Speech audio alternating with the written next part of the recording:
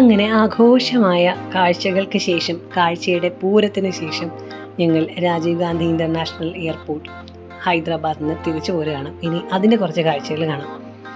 നമ്മുടെ രാജ്യത്തെ തന്നെ ഏറ്റവും വലിയ വിമാനത്താവളങ്ങളിൽ ഒന്നാണ്. അതിശയിപ്പിക്കുന്ന വലിപ്പത്തോടുകൂടി 125ഓളം ഗേറ്റുകളോടുകൂടി അങ്ങനെ പരന്നടിച്ച് കിടക്കുകയാണ് ഹൈദരാബാദ് എയർപോർട്ട്.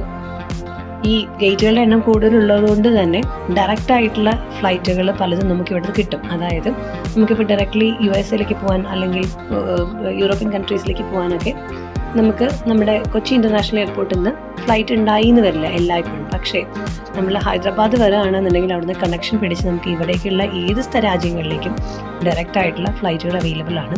വലിപ്പം കൊണ്ട് തന്നെ നമുക്ക് അറിയാം ഒരു ഗേറ്റിലേക്ക് എത്തണമെങ്കിൽ തന്നെ നമുക്ക് ഒത്തിരി ട്രാവൽ ചെയ്യേണ്ടിയിരിക്കുന്നു. അതുപോലെ തന്നെ നമ്മളൊരു ട്രാൻസ്പോർട്ട് ബസ് സ്റ്റാൻഡിലൊക്കെ കാണുന്ന പോലെയുള്ള അഭൂതപൂർവമായ തിരക്കും ഞങ്ങളവിടെ അനുഭവിച്ചു.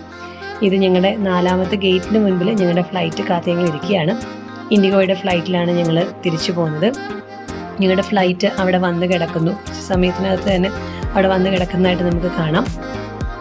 അതുപോലെ തന്നെ അതിലെ സാധനങ്ങൾ ഇറക്കുകയും ഞങ്ങൾക്ക് ആവശ്യമുള്ള സാധനങ്ങൾ അത് കയറ്റുകയും ചെയ്യുന്നു. ഞങ്ങളുടെ ഇൻഡിഗോ ഫ്ലൈറ്റാണ് വന്ന് കിടക്കുന്നത്.